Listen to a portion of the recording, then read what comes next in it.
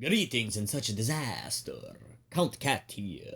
And Catpyra. And another episode of Castle Cat. Horror Potcat.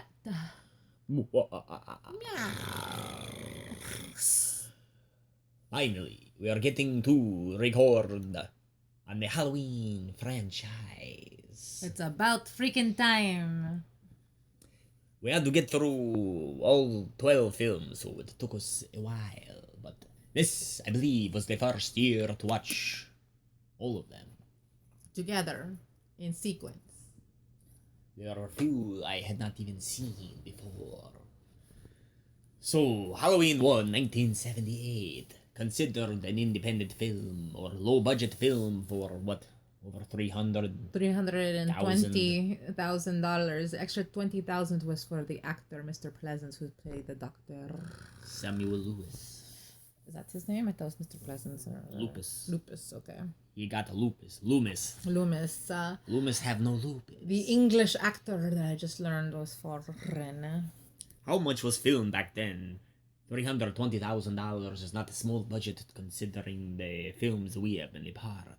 Well, it was really the deal breaker that gave Carpenter all the rights to his creative rights about naming the characters, what he looked like, a lot of creative direction.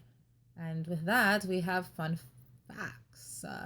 So it was written, of course, by John Carpenter in the Deborah Hill, starring Jamie Lee Curtis, which sort of launched her career, Donald Pleasance and Tony Moran. What a moron. And of course, cannot forget PJ Souls.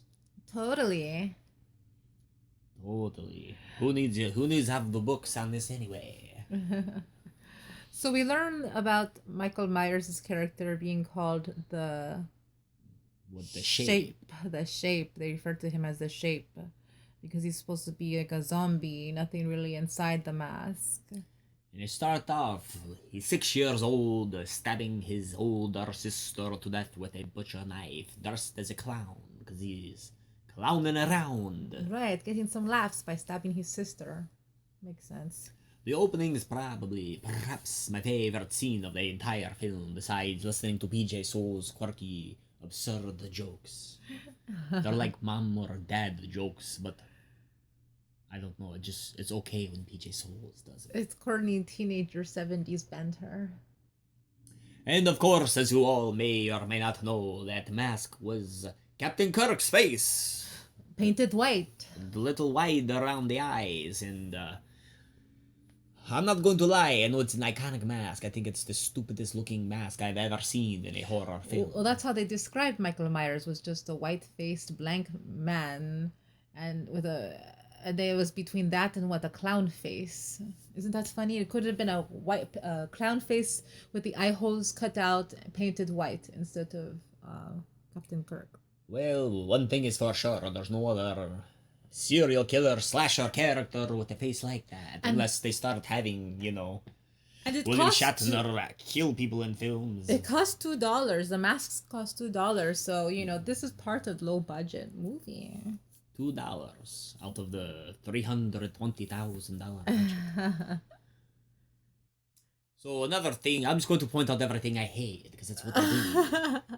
Clearly the film was not shot around Halloween unless you're considering today's global warming in the third dimension. Or even in the town that they described it as. Well, there is no Haddonfield, Illinois, but there was also, of course, no Illinois in the film. No, just Pasadena, California. Which is a pretty good substitute for, having to shoot in California for somewhere that's supposed to be the Midwest, sort of how Nightmare on Elm Street shoot in Los Angeles, but it's supposed to be Ohio. And they actually, fun fact, they moved the real home from the Michael Myers film into another location in Pasadena, and we filmed that for you.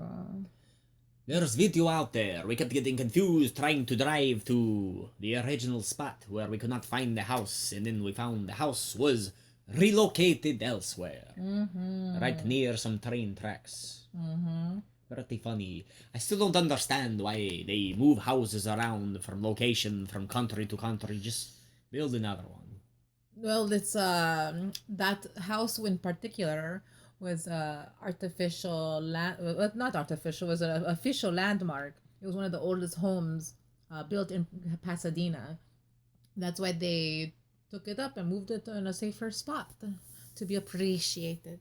And I think they do something like massages there. Meow. Oh, sexy massages, happy ending massages.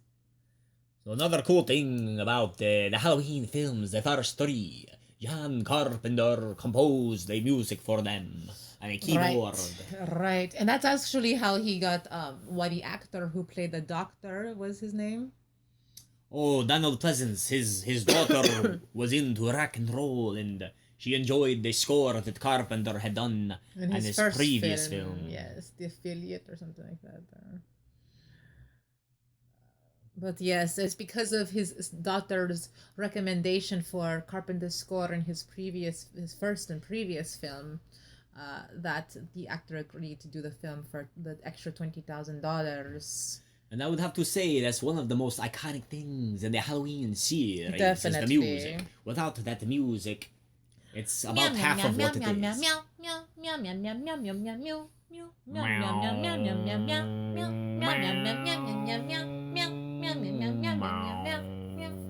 Okay, so that's all you get. You have to pay us for the rest of that. Or hopefully we don't get caught for, utilizing the music here without permission. More on Halloween, or if you didn't know, was going to be called The Babysitter Murders. But the producer realized there's never been a film called Halloween in the whole less than 100 years of filmmaking at the time, so right. they grabbed it while it was available. And like you said, there was supposed to be a series of films, and the first installment was supposed to be Halloween 3 as the first series, right? The best one. We shall get to that one in a minute. Cat Pyra taking another hit of the catnip. And of course, Jamie Lee Curtis as Laurie Strode, whose mother was the famous, beautiful Janet Leigh, and murdered in Hitchcock's classic Psycho film. And Tony Curtis, where her father dresses up as a woman with Marilyn Monroe. That's a good one. Sound like it hot. Wait, is that the one where they're out at sea? Uh-huh. That's okay. I always get that confused with another Marilyn Monroe film. No, it's the one where they dress up as women and they're jazz players. Great film. We're supposed to do a Potcat on the Psycho films, which we'll have to come back to another time.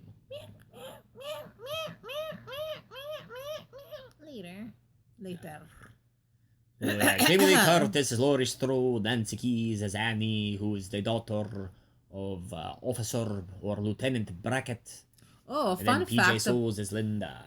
Fun fact about Jamie Lee Curtis's wardrobe on the set of Halloween: she bought her wardrobe for just under $100 at Sears, as did the rest of the cast. They all brought over their own wardrobe for the movie. And you can tell none of them had quite excellent taste, or perhaps it was just a product of the times of the late 70s being terrible time for fashion. Well, they were shopping at Sears, so, you know. Where else do you shop back then? They didn't really have many other stores. They had Macy's? Stores. They had Macy's and Gimbals back then.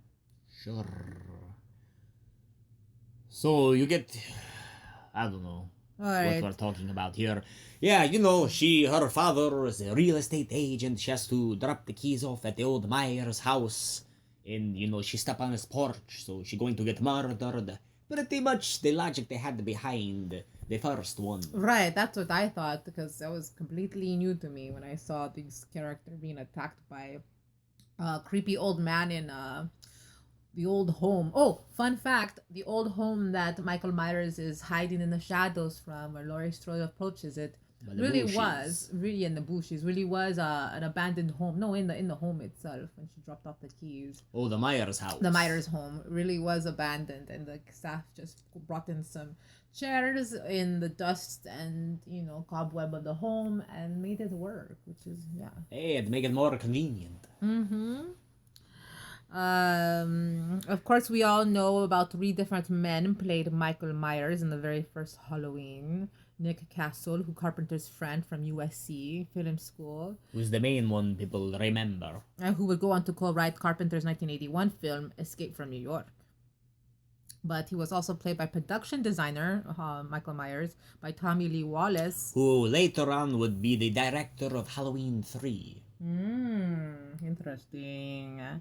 And when Myers is unmasked at the end of the film, he is played by actor Tony Moran, who would go on to appear in guest spots of like Waltons and Chips and all that jazz. You see his face for a whopping 2 seconds. It's also the first one, the only film where he like a normal-sized person before they turn him into a super giant. A zombie type person who doesn't speak. So what's your favorite kill scene in the entire film of Halloween? Ooh, let's see. Let me think about that. Well, Boyfriend stabbed into the closet. The guy that's dead in the car. I do like how when he put on the boyfriend, PJ Souls' boyfriend's glasses over the ghost sheet, and he seemed like a ghost coming in for a minute. Totally. I forgot how many times PJ Souls says totally in the movie, but Totally too many. they totally told her to Totally not go enough. on and say totally as totally many times as she totally could. So she did, and there was a lot of improv script in there, and the conversation, but also the script writer wrote the parts for the girls. What's her name? The co-writer of the... Deborah Hill. Yes, thank you, Miss Hill. I apologize for not remembering your name. I love the feel. It's strange to me that the kids don't go trick-or-treating. You really don't see many trick-or-treaters at all. It's clearly not autumn, but at least the children like to watch the classic horror films on TV. So, here's a trivia question. Can you guess it? No. Good enough for me. So, the answer is... Oh, wait, I didn't even get to ask you. How long did it take for John Carpenter to complete the entire score for Halloween by himself? A week or less. 2 weeks. Half of the first answer. Half of the first answer. Three. The answer is 3. 3 weeks. 3 days. 3 days. 3 days. Well, I said or less. Yeah, a week. Less than a week. 3 days. And it shows. Okay. That was groovy, great music. I heard he came up with 1 note a day. And Michael Myers gets shot out off the balcony at the end. Go kaplunk, kerplunk. And it tied directly into later that night, or 2 years later, or 3 years later, 1981. You get Halloween 2! Oh, wait. I forgot to mention how I really liked the part where it was the kill, but it was a scene where Michael Myers gets shot and he looks like he's doing the Freddy. If you don't know what the Freddy is, it's a 1965 dance from the 60s. And he's moving side to side, and it looks really funny. I don't know how anyone doesn't laugh when they watch him get shot and fall off the balcony backwards. Probably because he's murdering people. So they laugh because he's going to maybe die, and then he's doing the Freddy while off the balcony. That's not fair. Freddy Krueger had not even existed yet. I wasn't a Freddy for Freddy Krueger as a dance. Cue music. Dun, dun, dun, dun, dun, dun, dun, dun, to the Freddy. So, to the Freddy. Buttons. Director Rick Rosenthal, who you may know his famous films from like Bad Boy or Transparent or Shattered or really you're just going to know Halloween 2. That's all I'm really aware of. But he directed the sequel. Again written by John Carpenter in the Deborah Hill. Again starring Jamie Lee Curtis, Donald Pleasance, and Charles Cyphers. And you get later that night, his body disappear, Laurie Strode go off to hospital, and guess where Michael Myers show up? The hospital. The hospital. I was going to guess that. Cat Pyro's favorite one. I love hospitals. That's a lie. I hate them. I enjoy the dynamic between the the different nurses and staff all arguing and trying to fuck each other, and That was sexy. I appreciate my favorite murder in that one would be where they burn in the hot tub scene. They're trying to be sexy and they burn. definitely the most iconic part of the film. Sure. I would think that's the part that stand out to me the most. I appreciated how they were smoking the catnip in between, even though they're sad little roaches, but they're at work, so you smoke what you can get. I thought they did pretty good job continuing on to make it, that same night, even though 3 years later, when they spruced it up with some more trick-or-treaters, you get Laurie Strode's crush, what's his name? Tommy. Oh, the guy that was driving in the ambulance, who's not really along. The guy who gets run over. Oh, sure. He gets run over. He happened to be dressed as Michael Myers. I almost said Tommy Jarvis. I finally got, when I saw this movie, where they get that scene where he say, "Why won't you die already?" In the Austin Powers movie where he's blocking the woman who's trying to kill Austin Powers, and he says, "Why won't you die already?" They got that from Halloween 2. Is that not right? Okay. Nobody understands or gets me. Not Tommy Jarvis. Ben Tramer, that's what I'm trying to think. Laurie Strode's crush that she mentioned the first one, Ben Tramer. He dressed up as Michael Myers. You weren't listening to me at all. No, I wasn't. I was trying to remember. Okay. What did you say? It's irrelevant now, but you Am I going to have to rewind this? It's cool. What is going all snap? I'm getting all snap on my reload. I'm trying to find fun facts for our audience here. And Loomis ranting and raging again about how the boy is pure evil, or he's not a boy anymore, he's 23, which is still pretty young compared to 300-year-old Cat Pyre. He's cute. As cute as Lance guessed. Sure. Who the fuck? Also, you get the Laurie Strode, her hair look much better later that night. Yeah. Maybe Michael Myers slashed her hair up with a knife at the end of the first film, so she had shorter hair. And then, of course, they kill him at the end by blowing him to smithereens. Only Moyer was one of the nurses. She was my favorite nurse, because she's attractive. Leo Rossi was the jerk one who was he was too crude and rude for the other staff. Oh, he was the pot smoker that lured the women into the hot tub. The marijuanas. By the time Halloween 2 arrived, theaters had a bunch of other horror movies in there, like The Burning, New Year's Eve, Prom Night, another movie with Jamie Lee Curtis, Christmas Evil, My Bloody Valentine, Happy Birthday to Me, Graduation Day, Final Exam, Friday the 13th, Part 1 and 2. So the one nurse, I'm also realizing, Gloria Gifford,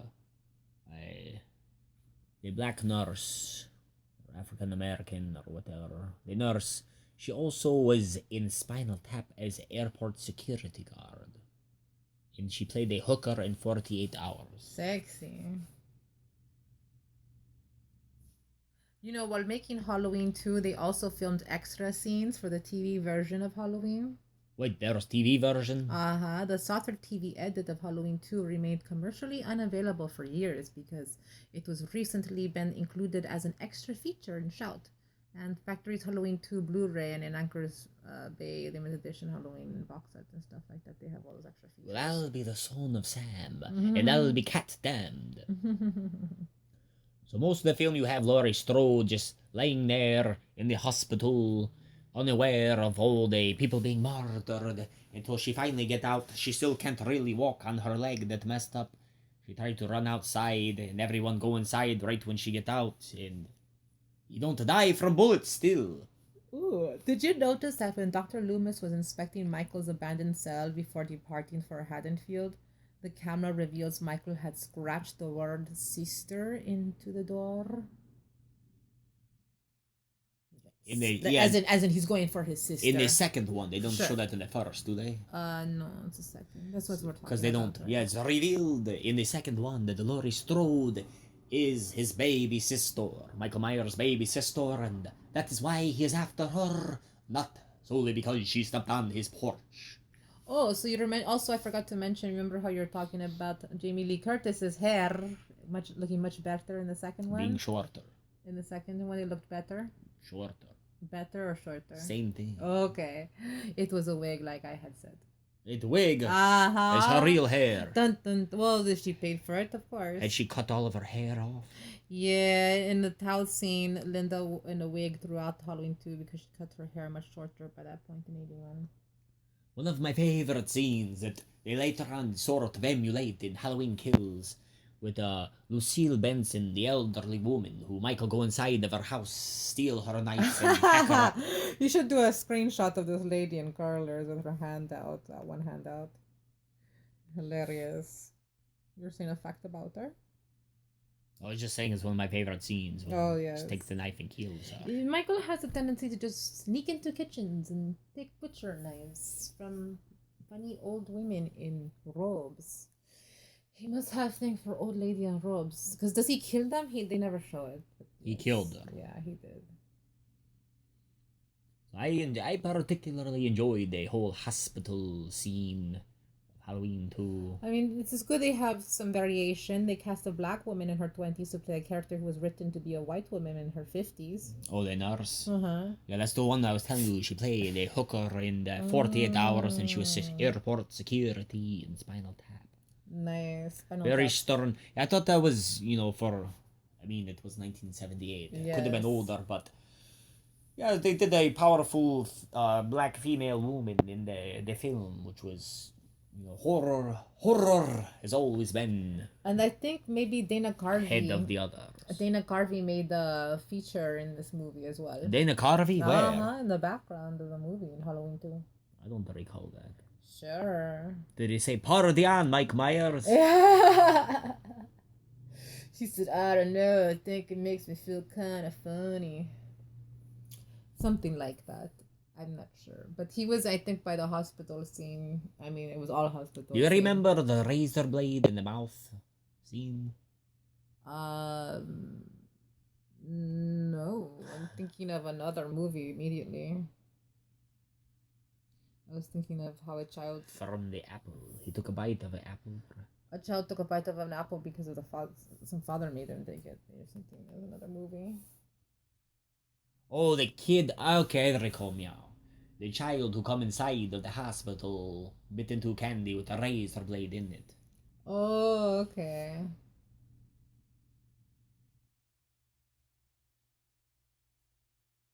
It was supposed to be a lot longer, more of a secondary plot of sorts with the razor blades. They cut it down for the TV version. So Cat Pyre show me here that the young man working with the news reporter, the cameraman, that is Dana Carvey. So he's been looking for Mike Myers long before Wayne's World. It seemed to me that how the show started. Once they got Michael's mask off, he realized he was into heavy metal and they had a TV show. Wayne's World. Michael Myers. And both of them take place in Illinois. That's eerie. Eerie. Halloween, party time. Excellent. Meow, meow, meow, meow, meow. Meow. On to my favorite in the entire series. Undoubtedly the most loved or usually the most hated amongst fans of the Halloween films. I love it. Halloween 3, Season of the Witch. My favorite part is there's no Michael Myers. And it was supposed to be the first installment before the Halloween series. So technically, Halloween 3 was more true to the original concept of the entire series, where each film was supposed to be a completely different story, almost like a horror series anthology of sorts. Right. And although Michael Myers is not in it, and neither is Laurie Strode's character, Jamie Lee Curtis, the character that plays Laurie Strode, does make a feature in the third Halloween installment as a voice operator or something, right? Yes. Left, middle, in between. So you have this film directed by Tommy Lee Wallace, who directed Fright Night Part 2. Yeah. The original It from television 1990. Yeah. And as we said earlier, he played Michael Myers in the infamous closet scene of the first film. Nice. And of course, we have Tom Atkins from Night of the Creeps, Maniac Cop, Stacey Nelkin from a plentiful amount of TV shows throughout the 80s and 90s, such as Murder, She Wrote in the A-Team, and then as the main villain, Dan O'Herlihy, who was from the RoboCop films in the 1962 version of The Cabinet of Dr. Caligari, which I didn't know existed until researching this a little bit further. Did you also know that Halloween 3, Season of the Witch, took some inspiration and form from the 1956 classic Invasion of the Body Snatchers? It do have that very, very eerie vibe. The reason I particularly enjoy this film over the others, something about it feel more like a true nightmare. Maybe it's because they have it set in the same fictitious California town as the Body Snatchers town. Do they? Yes. In Santa Mira? Santa The Mira. Irish town. It's funny that it's Santa Mira, but it's an Irish town. Yeah, Mira means look, so it means Saint Look. Saint Luke. Saint Never Look gotten- around. Saint Look. It's very remind me sort of Children of the Corn, very eerie, empty. It's like you have all these unexplained events. Like first it starts off with the adrenaline rush of this man running for his life into the gas station where he attacked by these strange men wearing suits. And then, so you have the mystery and the adrenaline going, and it's all surrounded and shrouded by mystery and those cool, creepy masks and the whole Silver Shamrock. Which, remember what I told you a song it reminded me of, right? No. Oh, well, I thought it reminded me of London Bridges falling down. Oh, it's pretty much the same song. And it does say London bridges falling down, falling down, falling down. 13 more days to Halloween, Halloween, and Halloween. It is London Bridges falling down. It is. Deborah Hill suggested it because it's catchy and perhaps more importantly in the public domain. Wallace sang it and sped it up in Alvin and the Chipmunk style, and Wallace is also the voice of the announcer in the Silver Shamrock. Very interesting. It just reminds me of like a real nightmare, confusion, things being out of your control. Something about Tom Atkins, despite his character not liking Halloween and wanting to watch football over the original Halloween on TV at that bar. I've unfortunately known souls like that before. But he's still, for some reason, he's an interesting actor, an interesting character, very macho, and it's funny that he plays sort of like a detective, although he's a doctor.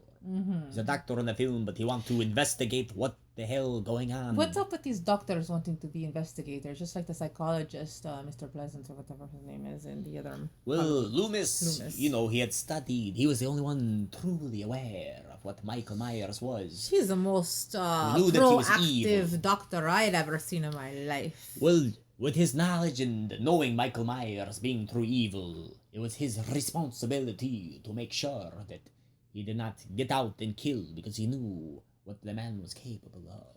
And how funny that in the Rob Zombie movie, the same character was completely turned around. Oh, we'll get to that later. Okay, sounds good. So, Halloween 3, Season of the Witch. You have Daniel Chalice, the doctor, and Ely Grimbridge, the young girl whose father died mysteriously. They go investigate in the Santa Mira town, and they discover that all these masks that are mainstream, every kid wants them, and are ready for some big giveaway Halloween night. It's all part of a strange cult going back to traditional Samhain or Samhain. And they mention Sawa or Samhain in the second film, but they don't really get into it much. Right, I think So there's a that's crossover thing. where I start to tie into there being cult-like workings going on behind the scenes. And Colonel Cochran, who run the company that make all these masks, using microchips mixed with pieces from Stonehenge, which mysteriously disappeared. How does anyone figure that out? Yeah, how do you move Stonehenge? How do you chip off a Stonehenge without getting arrested? In between the music and the masks with the Stonehenge microchips and all these robots that have been built over time, generation after generation of toy making, people's heads pretty much explode full of insects and crickets and snakes. And snakes, yes. Snakes and crickets, crickets and snakes. Oh Make my, no oh my, mistake. oh my, yeah. Your skull will break, crickets and snakes. Make sure you don't put on the mask or it'll take you to be death. Yes, there you go. Thank you.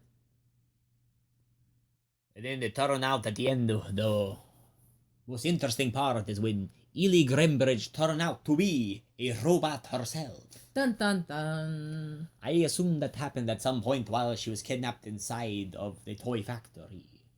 Otherwise, it would make zero sense. It says the studio hated the ending, and that Wallace blamed the studio's discomfort with the movie's dark ending for the weak marketing campaign that helped the doom of Halloween 3. And to the John's eternal credit, he said, "Your ending is your ending. It's up to me, but I'll leave it in your hands. You decide," Wallace recounted in an interview with Yahoo. "I didn't think about it for a long time before I said, let's leave it as it is. And as soon as the decision was made, Universal gave up and decided not to support the movie."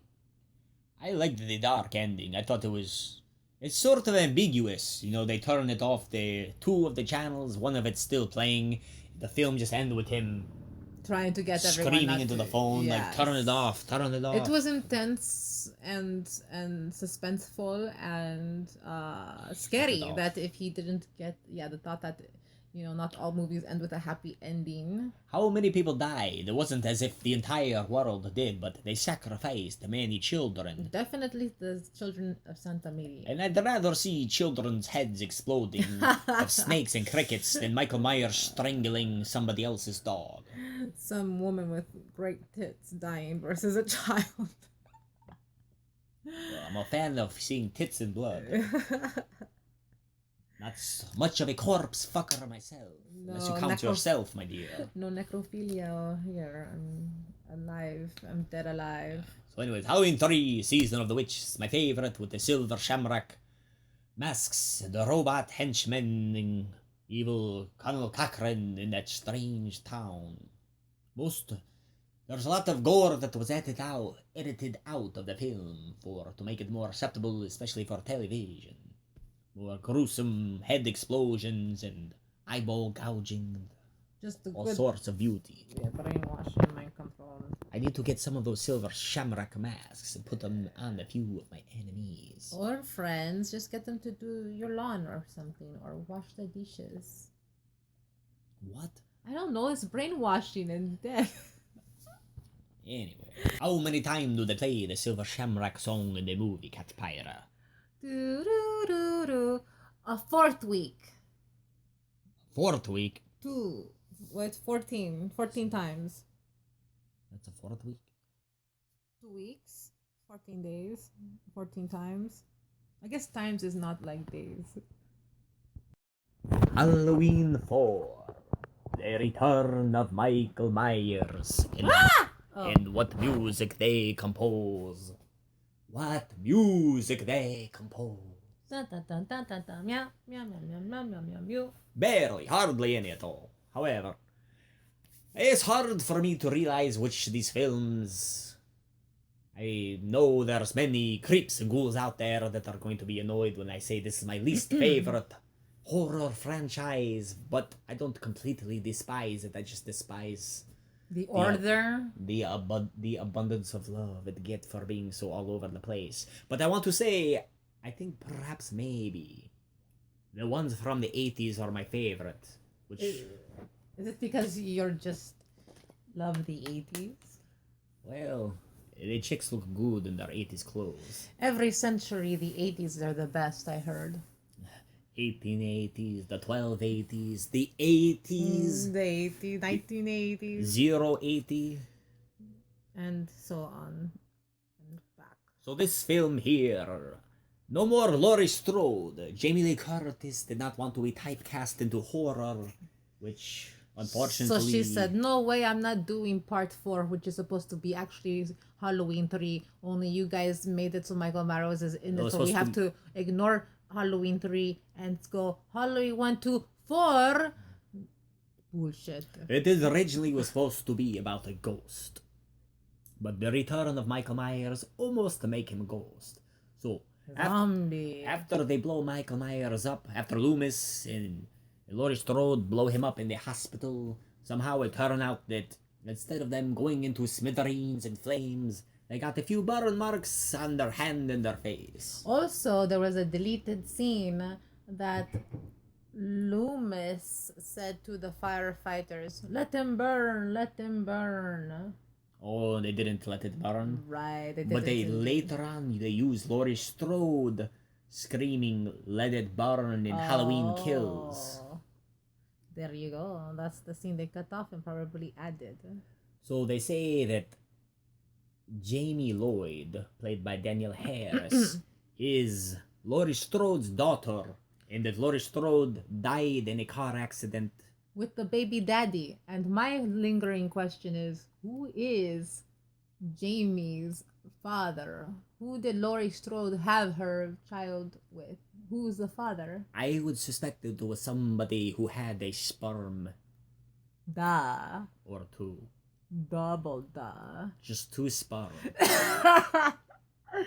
So the ironic part is the whole thing with, well, you'll see later on in Halloween H2O, which will come back around to that and how that work and don't work. With they're trying to protect Jamie, trying to protect her from Michael Myers. However, she still live in Haddonfield, Illinois. Or the boogeyman. Why is she living in the town of the boogeyman? Her uncle boogeyman. That's what I'm trying to say. It makes no sense there. Yeah. Well, he was secure in a mental institution somewhere else. So it's a common theme amongst these films. Like the first one, or the second one, it's the baby that's from the family, the Myers family, ends up being adopted and becomes Laurie Strode. So she's adopted, and then she do the same thing where she dies in a car accident, and then her daughter Jamie becomes adopted, and they happen to be living in the Myers house. History repeats itself. Yeah, so What can you do? So the screenwriting. So Michael Myers bust out of the hospital. They're trying to transfer him. He's comatose, catatonic.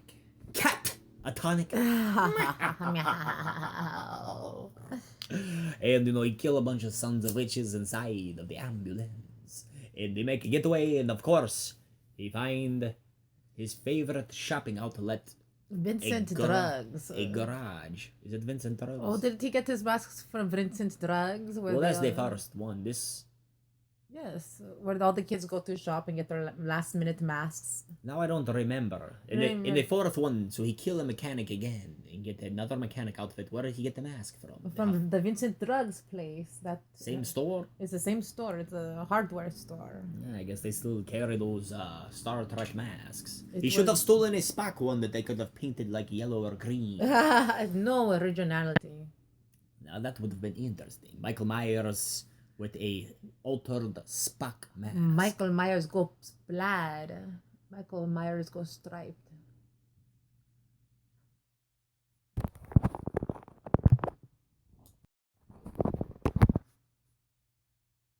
So an interesting fact about the script Carpenter and Deborah Hill had written with another screenwriter was the first original script, because there are two scripts to Halloween. To Halloween 4.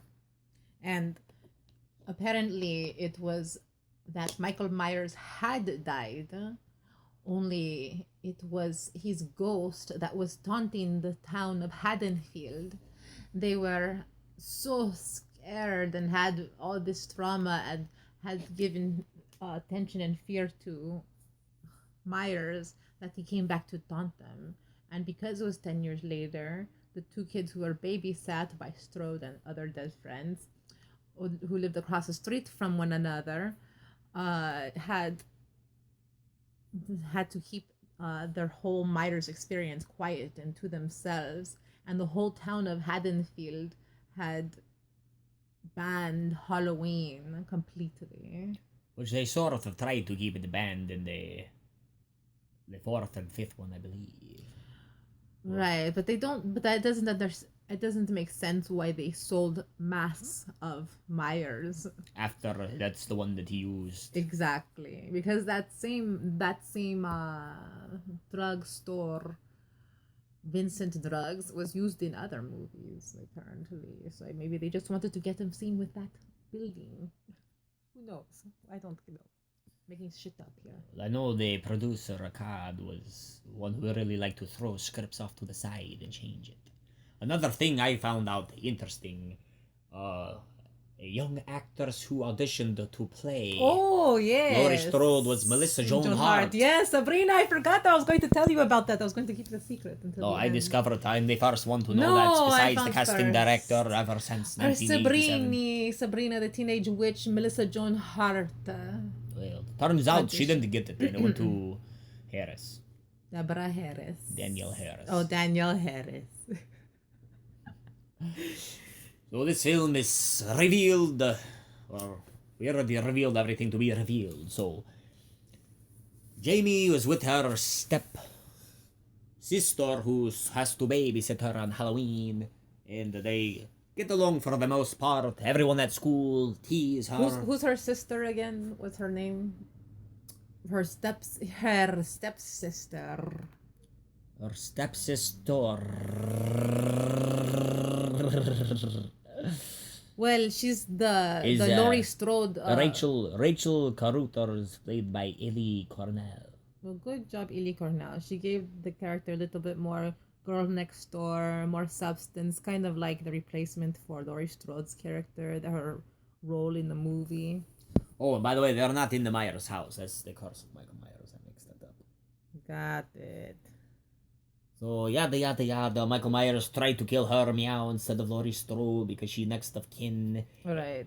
And I believe, is it this one you start seeing the mark, the tattoo on the wrist, or is that the one after? The one afterwards. No, so she's 8 years old in Halloween 4. Little, what's her name again? Jamie.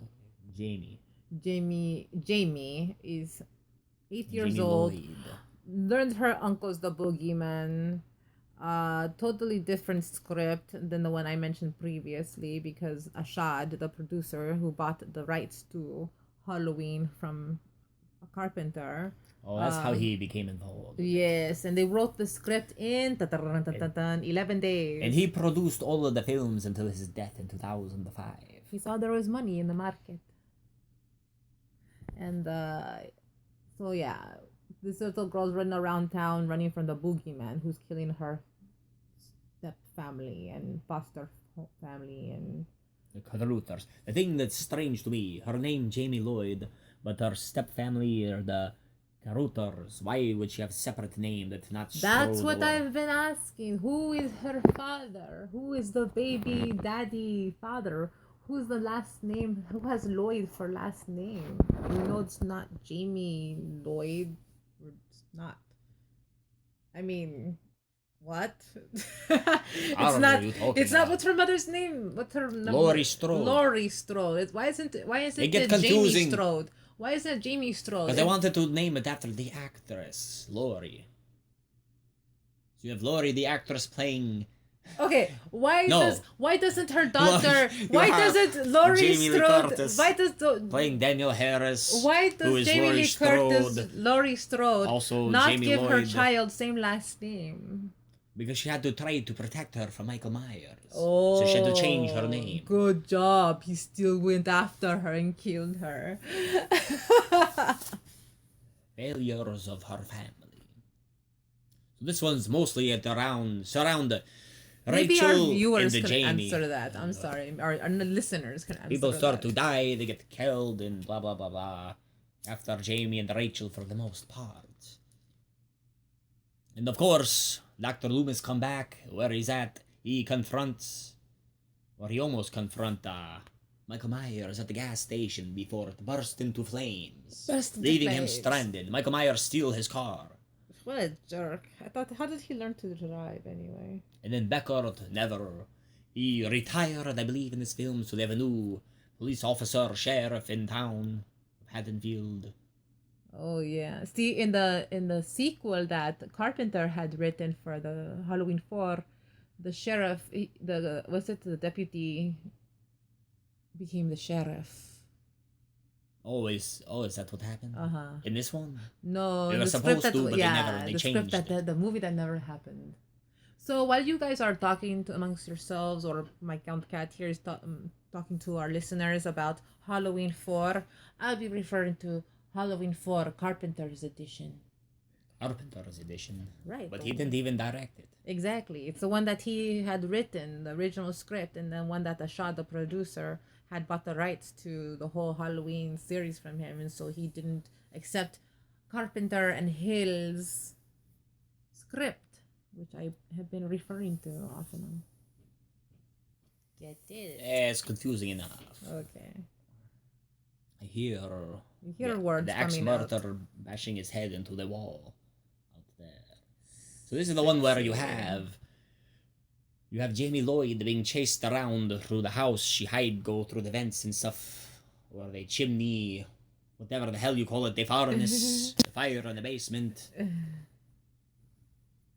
And then at the end, she kill her stepmother, and she become evil like Michael Myers after Michael Myers falls into the well and dies. Right. So it starts with Myers, a recap of Myers killing, a point of view of killing his sister, and then it ends with Jamie there holding the knife, she's been wearing Full the circle. clown outfit as well. Everybody loves a clown. It reminded me of Friday the 13th, part 5, A New Beginning, where somebody else sort of take over in the essence of Jason, which was the worst part of that film over there, which is still good film. So here's a good fact about these films. This one would have done it better, I think. I like the way it closed it. I was hoping that she would have become the next Michael Myers, killing people after this film, which they totally do not do. Well, I was coming up with the fact of how the movie was filmed in Salt Lake City, Utah. Because that looked just like Haddonfield, Illinois. Hey, it's got houses. We can do it. It's a fictional town. They can make it look however they want. If they want to put a palm tree, a red parking curb, or the Great Salt Lake. They have Illinois. the ability. They have the means. So anyway, little Daniel Harris was running around screaming for help when they were shooting the film, and the people there were not used to California filming of screaming on set, or not really a set but a neighborhood. So they called the real cops, the real police. And Michael Myers killed them all. They made the movie, and it was great. So a whole year after, we have The Revenge of Michael Myers, where we find out that when he fell into the well and they blew him to little Wait, that wasn't done with my story. Oh, I thought you were. Was it not exciting that the cops came, and then the National Enquirer came along and made it a whole article about how she was almost kidnapped off the set. Daniel Harris? Yes, that's what the National Enquirer has said. Kidnapped? When they saw the they're cops, full of shit anyway. when they saw the cops appear on the set, they thought that she was being kidnapped in real life, but it was just that the neighbors thought that she was being kidnapped, and the police came because they didn't realize that they were filming a movie in Salt Lake City, Utah. La la la. There you go. Deal with it.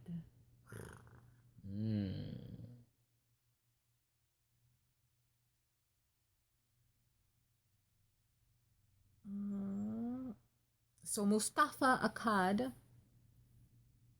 who was the producer, was famously squeamish about blood in real life. Was he really? He was on set for the reshoots, shouting, "More blood, more blood, more blood." Hilarious. Shouting that, saying more blood when he just hates it. How ironic. So it ends with Jamie standing there with a knife, like Michael Myers did as a child.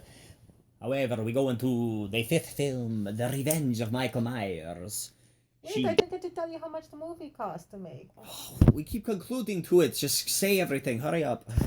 It's only going to it's $5 million compared to the $250,000 that it was before. It's $5 million in comparison. Wait, how much difference? Well, it's $320,000 for the first Halloween. Oh, well, yeah, these are the sequels, so they get And millions this is Halloween now. 4, and now it's $5 million. Yeah, so another low-budget film.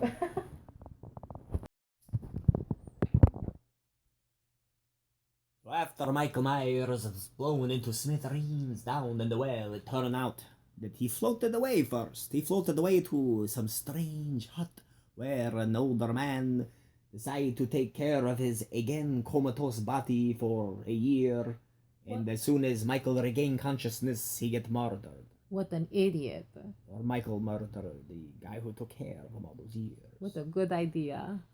And instead of being a evil possessed killer, Jamie happened to be mute, living in a very unattended children's hospital which exists in Haddonfield. Sounds like a clever plan. And she's still close to her sister, her adopted sister, her foster sister Rachel, and she's now. And Jamie Meow is telepathic with Michael Myers. She know when he going to strike, and that he is creeping his way towards her. Happens every day. You know, telepathically speaking. And so a bunch of stuff happened. Rachel has her friends. Tina Williams, played by Wendy Foxworth, who pretty much become the main protagonist, female lead. And then you have Jamie, the new killer in the Myers family. Well, she's not the killer anymore. But when she killed her foster mother in the last one. I know, that's what I just said. So she's a killer, the new killer in the family, in the Myers family. Yeah. But you said she wasn't. So the frustrating thing is this character, Meow, all of a sudden is mute, and then she learned how to speak later. Rachel get killed off pretty early, and then you have Tina Williams and her boyfriend, whose also name is Mike, or Michael, who's a complete jerk who look like a twat. And he drive a really nice car, and he's a jerk to everyone. And of course, Michael Myers kill him. Which we all loved. And he probably, I think Michael Myers kills another canine. You know, even when the Hounds of Hell took over my castle, I didn't have to kill them. So why is Michael Myers always trying to kill dogs?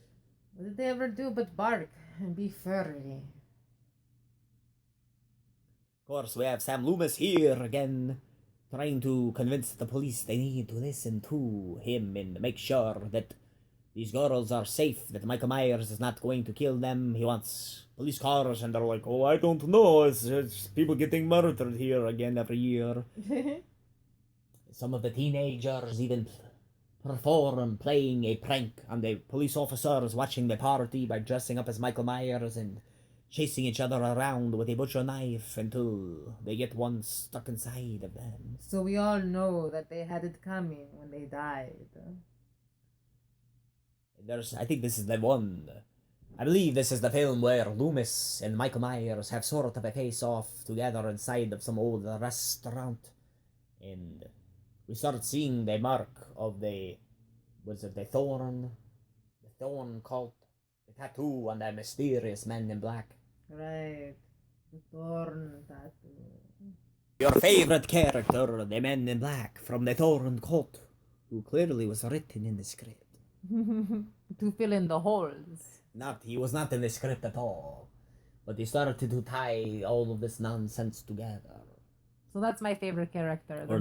The man who would be the wizard in Xena, the warrior princess. A wizard did it. The wizard did with the man in black. The man in black did it. But you start to see that Michael Myers have the tattoo on his wrist, and so does this guy here. The idea of the marker. Who after when they fail to capture and tranquilize Michael Myers in his old house with the net and the tranquilizer guns, and Loomis passes out, Michael Myers is broken out of imprisonment from this mysterious man in black. With a new mask that keeps changing, the ever changing Myers mask. He has the same mask from the previous film. No, Harvey Foreign got carried all out to the mask looked different. They just don't always know why. Maybe it was a question of durability, whatever. But they wore out, so they always had different masks. So that conclude the revenge of Michael Myers. All that. So here's the Curse of Michael Myers, which is the 6th installment in the Halloween film franchise. Released in 1995, it starred Paul Rudd. The film opened up with she looked like she's in her 20s. Danielle Harris. Well, it's no longer Danielle Harris, but it's still Jamie Lloyd. Supposedly, she's supposed to be only 15 years old, which makes sense if she was Danielle only 9. Harris. Well, they have flashback scenes of her, but she's played by a woman from Star Trek The Next Generation. This girl right here. Sorry, I got confused because I thought that Danielle Harris was supposed to reprise her role. Only she was 17 at the time, and they had night shoots at they needed an 18-year-old to be able to do those stupid night child shoots. labor laws. Child labor laws. And so she was getting a lawyer to emancipate herself. Only they told her that her pay would not even cover her lawyer's fees. So because she did not have enough money. You'd think the studio would care enough to try to fund the money for an integral character, her. Yes. Perhaps they did not want to get involved with her emancipation, reputation. Emancipation. So you don't get Danielle Harris besides in the flashback scenes, really in Curse of Michael Myers. You get this woman who's a British actor who is in Star Trek The Next Generation. And she only in the film for the very beginning. Again, they were toying around with the script far too often. And it started off, she gave birth to a child. You were telling me that Cat Pyra was telling me that in another version of the script or a deleted scene, Michael Myers impregnated his own niece to bear the child, which is pretty incestually screwed up. Well, I thought he had no, that's right. I thought that was Lori he had raped, but no, Danielle what's her name? Jamie Lloyd. Again, I don't understand why she has a last name. I mean, I get that she wanted to be hidden, but who is her father? Doesn't matter. He's dead. Doesn't matter, just like it doesn't matter who Michael Myers' father was, or who Sam Loomis's father, or great-grandfather, or great-grandmother is. Franchises. So she gave birth to the baby inside of the strange underground cult. The Cult of Thorn, supposed to be a druid sacrificial type of thing. And they start making sense of what Michael Myers is throughout this entire film. And so she's running from Michael Myers, trying to save her baby until he catch up with her and stick her with a pitchfork type of thing. And she called in on the radio show because she cannot get through to the police from the bus station she's hiding at. Innovating. So the show is talking about serial killers and Michael Myers.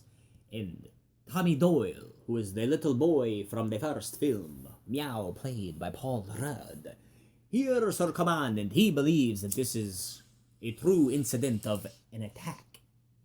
And he's recording it because he's obsessed with Michael Myers due to his trauma.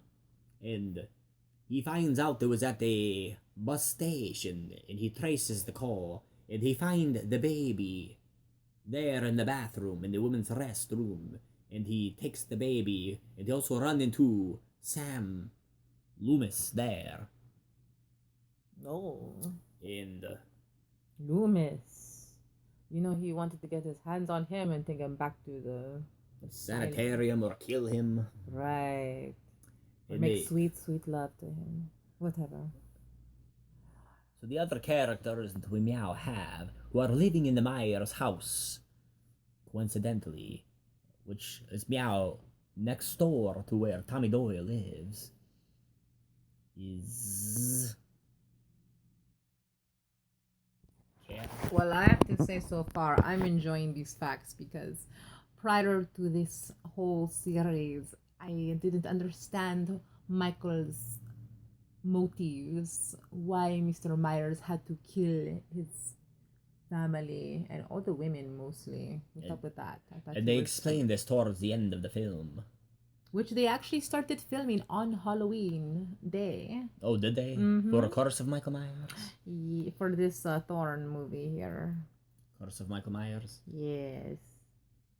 So here, to make it even further confusing, Tommy Doyle lived in a boarding house across from the Myers house, which is now inhabited by the Strode family. The family who adopted and raised Laurie Strode, with their own kids, Kara Strode, who has moved back in with her parents, as well as with her young son. And the father is a complete jerk, which you did not get that idea from the original first film at all. But now he is, and Kara thinks that he's spying on her because he pretty much is, because he has a telescopic camera in his window across from her window. Sexy. While she's changing. And Cat Pirate said this was Paul Rudd's first feature film. Of course, he did Clueless after, and it was premiered first, but it was his first. He did television shows only.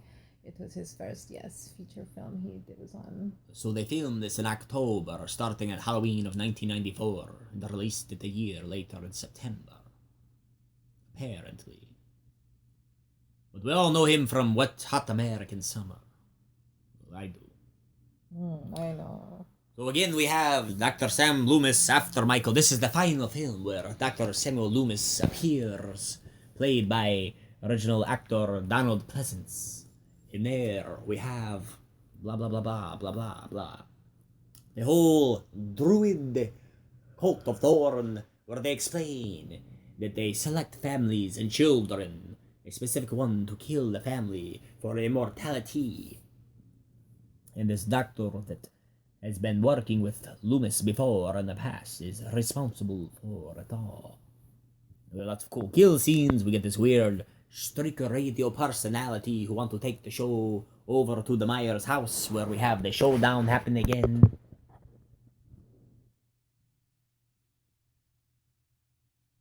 And it's regarded as one of the worst films. It was the first Halloween film I recall seeing, although I'm sure I've seen the first one first. Maybe.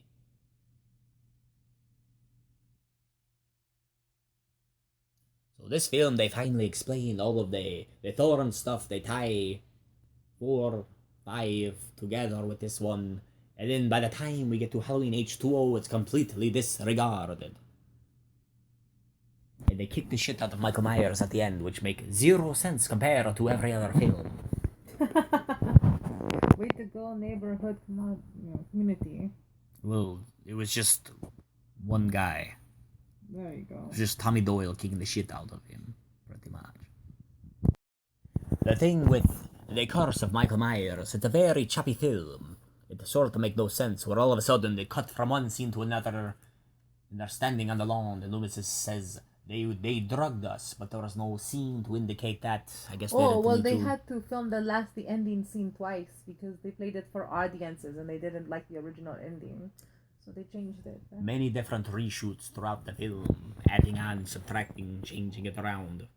Making it the movie we all learned to hate. It's very incohesive.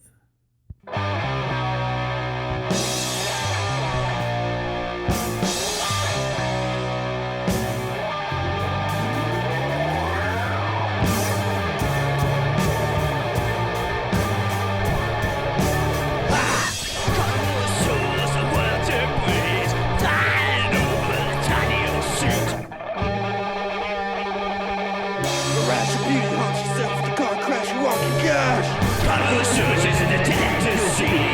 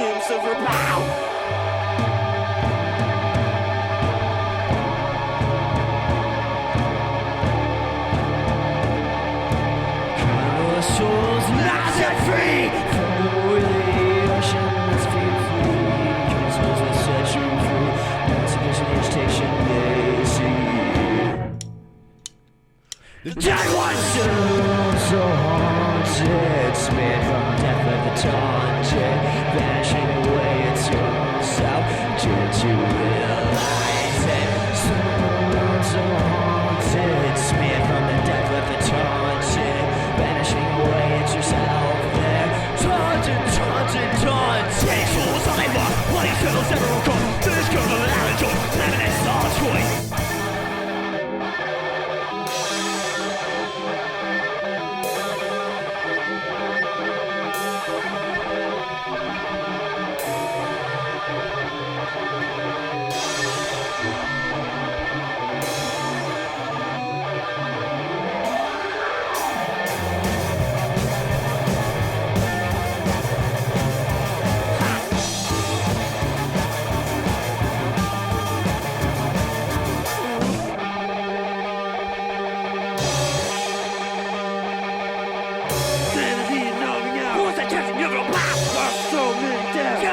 That's her breath!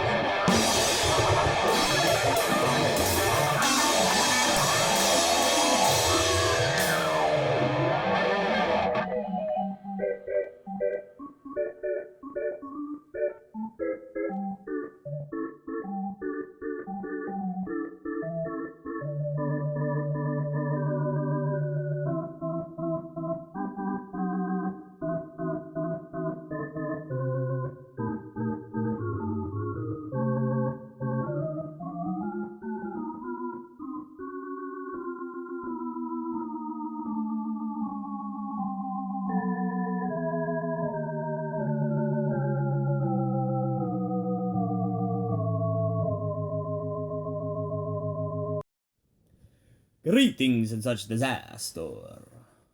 Count Cats here, We've got fire.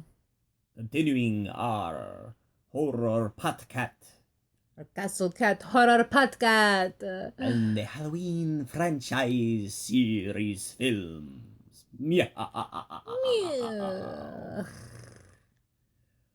We are picking it up with 1998's Halloween H2O because it takes place on a body of water. No, actually, it was 20 years later. 20 years later, I don't know why, everyone pronounced it as H2O. There's no hydrogen or oxygen that I could see. Or water. Nobody had any water, there's no oxygen anywhere on set. Yes. H2O's water. So they say this film ignores or discredits, does not go along with the previous 4, 5, and 6. However, it's sort of good. It's sort of still cool. Well, it explains why she was in protection program and why Jamie Lee Curtis revises her role as Laurie Strode, or as in her new name, Carrie Tate. Yes. Like Sharon Tate. So they say in Halloween 4, The Return of Michael Myers, that Laurie Strode was killed in an automobile crash. In this film, Halloween H2O, 20 years later, there's an article in the opening credit montage saying fakes or she dies in the car crash, but later she tell her boy toy that she faked her death and went into a witness protection. So perhaps she still had her daughter, Jamie, and was trying to protect her, which failed. It's like a Sophie's Choice. Yes. All I'm saying really is that you could sort of still count 4, 5 in The Curse of Michael Myers as being sequels before Halloween H2O. They could still be in the same timeline, but they just don't talk about anything with the cult or, you know. Right, they just don't address it. They ignore it. In a lot of films, they tend to do that. It's interesting because they asked Carpenter to write the screenplay for H2O, and he did write a quick outline for it. Or was it him or was it somebody else? Some other dude. No, it was some other dude. You know who I'm referring to? He was a writer on Scream, the Scream series, the movie. Wes Craven? No, he didn't write no. those. He's another Robert writer. Zappia. He's a screenwriter. Where's Robert my Zappia phone? is the one who started to write it. He also wrote for, let me see. Screenwriter Kevin Williamson was involved but uncredited. A screenwriter Kevin Williamson, who helped revitalize American horror with Scream series, had hired to write H2O.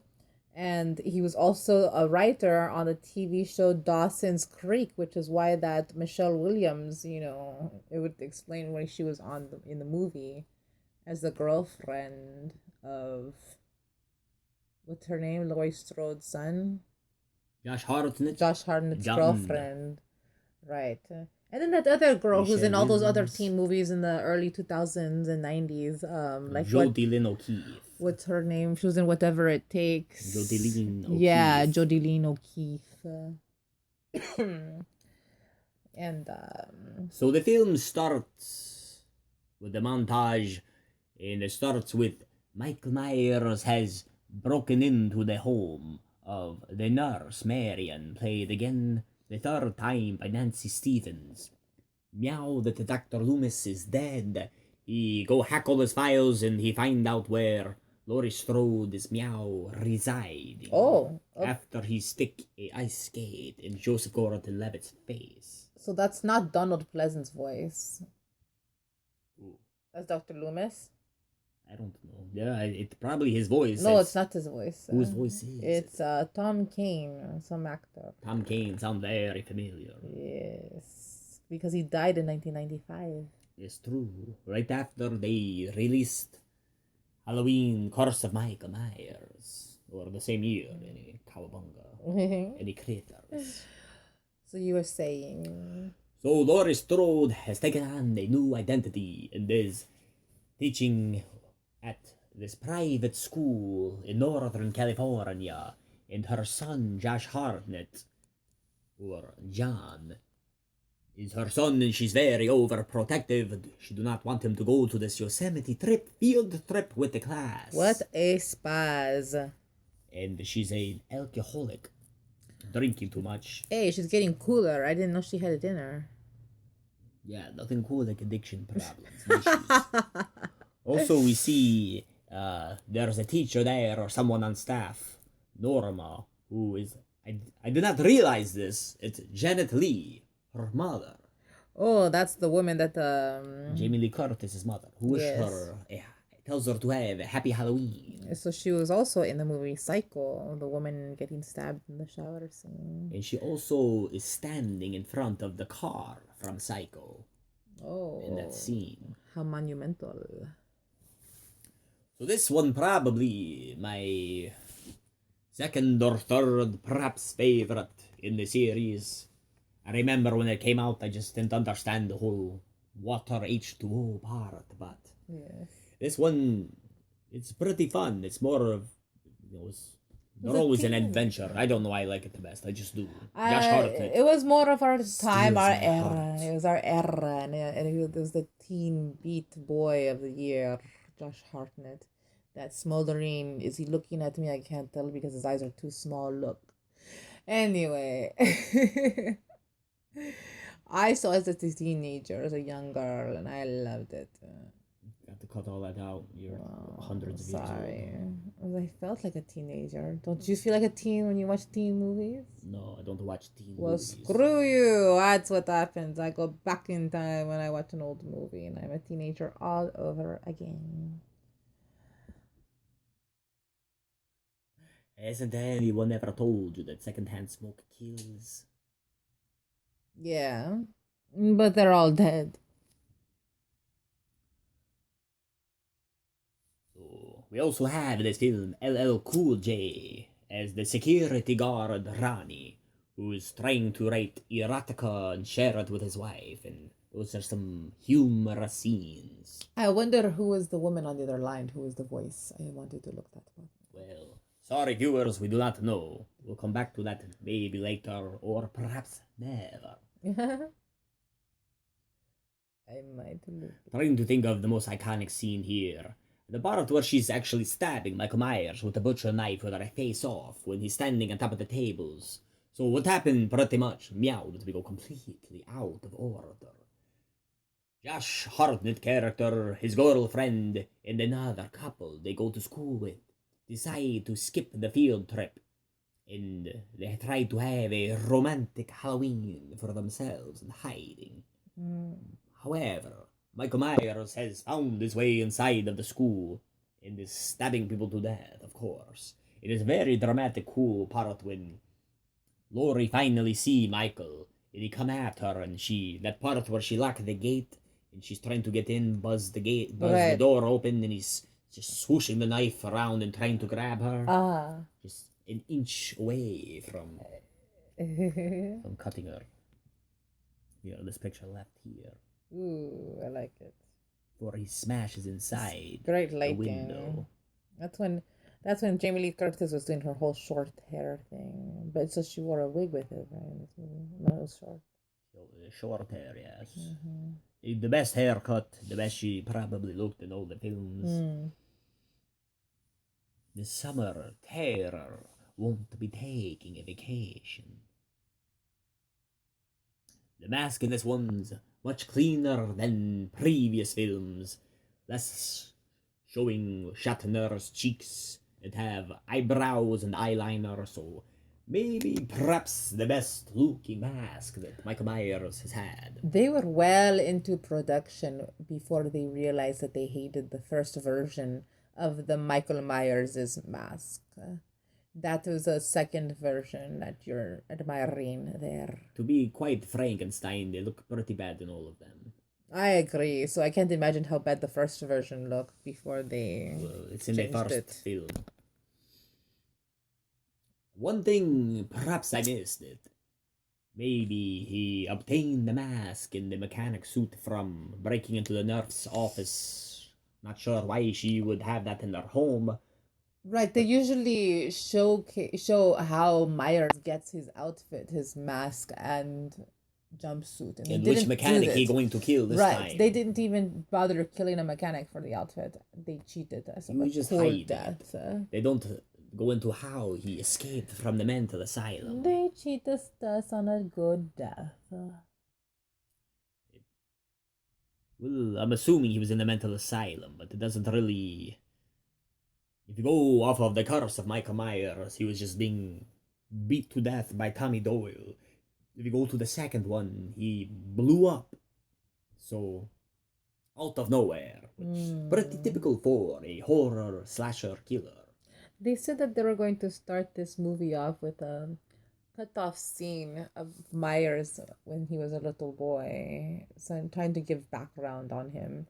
But they cut it off because they didn't want him to seem any way mortal. They wanted to make him seem immortal because he's the contract in all the Myers movies with all the directors was he cannot die. He can't die. He can't die. Which he sort of did at the end of the film, or so we think, into the sequel.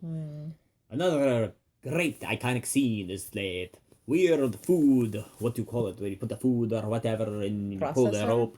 You put the rope. It goes from one level to the delivery. So yeah, the pulley, the food pulley thing. When Sarah Jodieline O'Keefe, she's trying to escape her dead boyfriend, who you said was originally supposed to be the killer, or they wanted to do a double killer to give it a sort of twist, which they did not do. Somehow they managed to resist putting in that twist. So this film, before production, there was a few scripts that had come and gone and been tossed away, and there were other names, such as The Revenge of Laurie Strode, or Laurie Strode's Revenge. And I don't remember what else. The Revenge of Laurie Strode. And originally it was going to be... there was a pitch. There was a pitch treatment for Halloween 7, which was going to be called Two Faces of Evil by Robert Zappia, who ended up being the director or the writer for this one.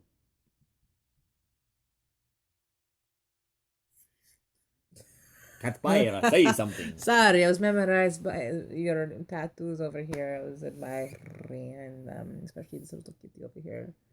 And I was wondering why you got this scaredy cat.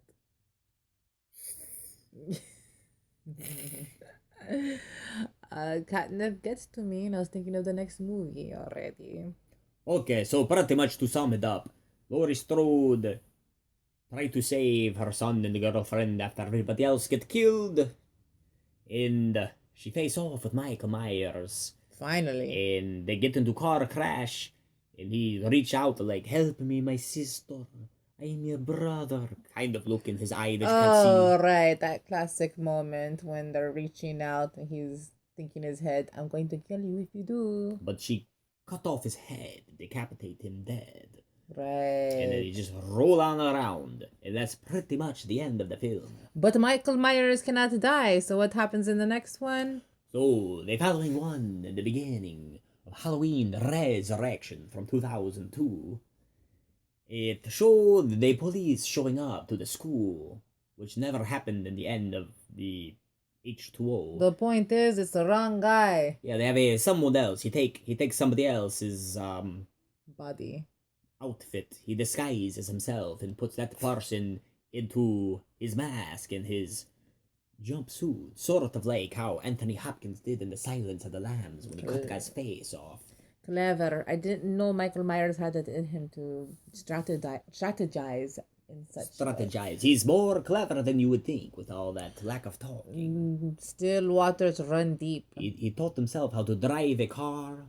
Walking waters drive fast. It's that force of evil that just compel him like a magnet on how to be an automatic GPS system to find his victims and locations. Yes. Having perhaps never learned to read. You don't look for Michael Myers. Michael Myers finds you. Meow, meow, meow. Okay. So, Halloween Resurrection. This is where we don't have the cool rapper LL Cool J, but we have the cool rapper Busta Rhymes, Pasta Courvoisier. This one here, everyone hates the most. However... Why? I mean, you have Tyra Banks. Oh, wait. Well, yeah. there we go. That's why nobody like it. And she's on the cover. Let me see that cover over here. So, we're looking at... They're all in the knife. They have Tyra Banks. They have Busta Rhymes. And then they have two other people I don't know. And for some reason... They have Laurie Strode at the bottom of the knife with her short hair. She's not even in there. No. She's in the opening scene, but she have really long hair again. That doesn't make sense. In the film start off with her being murdered in the series for the second time. Now, did she produce these movies? Did she? No, I don't believe so. Jamie Lee Curtis. Let me see. You tell me, Miss Jamie Lee Curtis. Are you the producer? Is this what you need? The attention. Like, I'll produce just to get me out of the film series. So to open up with it's showing the mental asylum. There is a patient who has all the serial killers memorized as far as their dates and murders and course of events. And they talk about Michael Myers, and it's sort of an interesting, unique way to give a backstory on the character or the past films to bring the audience up to speed. And Laurie Strode has been keeping her pills of sedation inside of her Raggedy Ann doll. Right. Or perhaps Annabelle. Maybe that's where Annabelle come from. She have too many pills inside of her and it drive her mad. Haven't these hospitals learned from all these movies already that everyone's going to be hiding the pills for that one special day? Some try to hide them in the rear end, and it does not end up well. It's a thing. Never way to digest it. So the film starts off with Laurie Strode and Michael Myers fighting each other and She goes flying off of the top of the building, Oh, by the way, I got the answer for why Miss Jamie Lee Curtis was in the movie. and she fall to her death and say, "See you in hell." Very cliche. Sorry. I'm sorry. Because Jamie Lee Curtis signed a contract when doing Halloween H2O 20 years later because that was the only way she could have Halloween H2O made. That's the only thing. That's what happened. What was the contract? What am I, her biographer? Well, what are you talking about? Everybody sign a contract when they do a film. She signed the contract that she would be in the movie years later. Oh, she agreed to do a sequel. Yes. Clearly, she did not want to be around it very much. Halloween: The Resurrection was a huge success and a favorite of every fan. And there was also a huge success in almost failing all the careers of the actors. Jamie Lee Curtis loved it. Actually, they said that None of this is true. Yes, they said there was a promotional thing about her loving the movie so much that she asked to extend her role. And it was not true. She had to do it by contract. She considered the film to be a joke, which is exactly why I find the film great. It's very entertaining, much more entertaining than some of them because it's fun, it's ridiculous, it's absurd. The camera angles, just the entire concept of a reality live internet show in 2002. Y2K PDA. Ridiculous. But that's why it was funny. You have the different personalities. You have the one character who think of everything as dietary and food based of why someone would kill someone. And then you have the girl who want to be an actor or actress, aspiring. You have the rock and roll type of guy who is trying to screw all the ladies. You have the girl who's supposed to be what's going to call her? A pseudosexual. Pseudosexual. A sapiosexual. Trying to say she turned on by intelligence, but turned out she's down to fuck anyway. DTF. Before, all the way. And the house has all these traps set around it.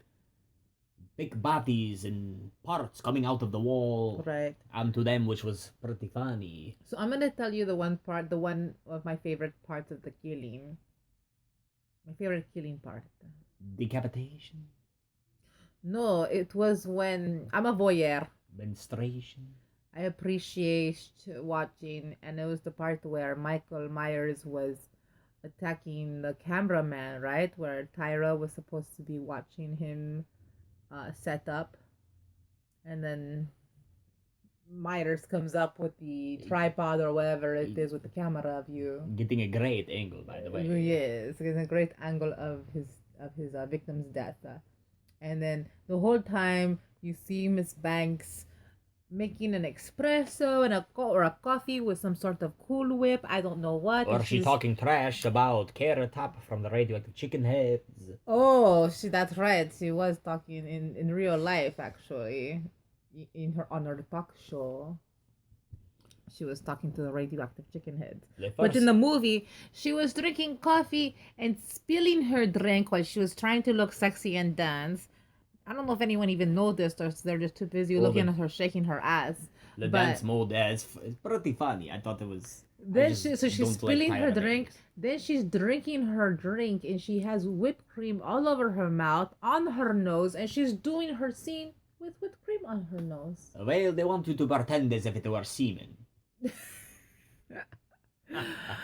I'm okay with watching it now. I get it. So another interesting thing was, the house was reconstructed in Vancouver, Canada, British Columbia, and you can tell from the looks of the neighborhood it's not the same or similar neighborhood as before. It looked more... Right, it's not the fictitious town that we all knew of in Pasadena. It reminded me more, honestly, of Philadelphia. West Philadelphia. It's more of like a hood. It's more ghetto. Not so much Detroit, but maybe a little New Orleans. In Canada, in Vancouver, not likely. Vancouver was nice when I've been there, but Yeah. perhaps in 2002 it was a different story. Who Or maybe those knows? houses were all fake. I don't think so. This was something I noticed. Yes, it's the first movie in the whole franchise that was filmed in another country. The film had 3 alternative endings that they shot with different deaths, so 4 different endings total. And they were going to send them out, right? To different theaters, as they did include, Hmm. but it didn't go through that way.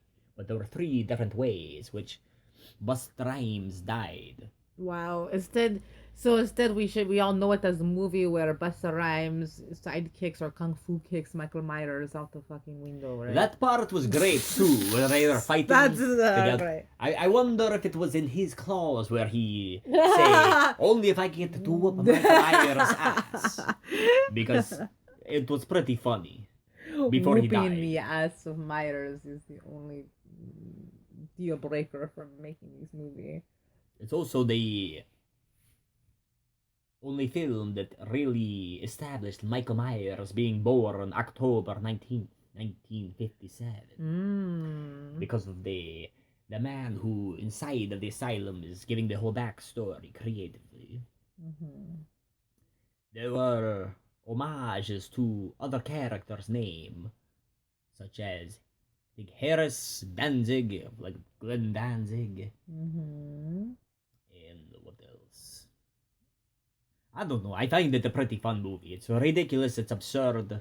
It's one of my least favorite, to be honest, and I don't think I saw it in the theaters, and I was honestly shocked when I saw that Tyra Banks was in it and Busta Rhymes. I think I bust a joke or a laugh when I heard he was in it as well. So I give it 2 sideways, non-enthusiastic thumbs sideways. And then the other ridiculous part is the nerd or the guy who's at the Halloween party on the computer the whole time watching it go down, typing, sending the messages to his friend who's in the house, the girl he's in love with.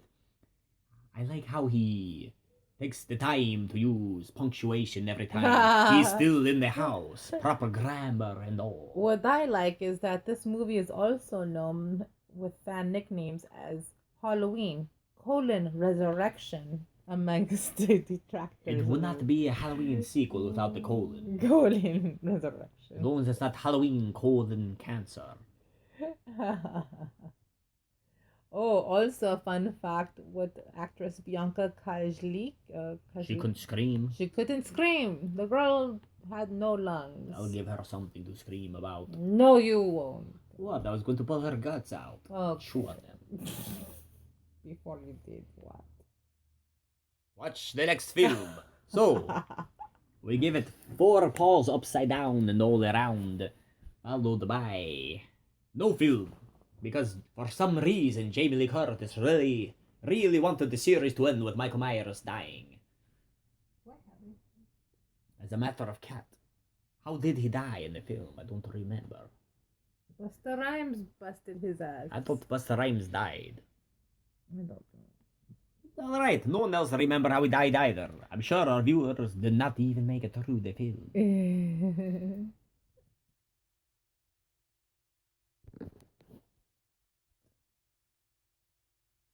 Sarah grabs an axe and hits Michael with it on the head, finally killing him. That is, until he wake up inside the morgue at the very end. Leading us to the sequel, which happened to be a reboot.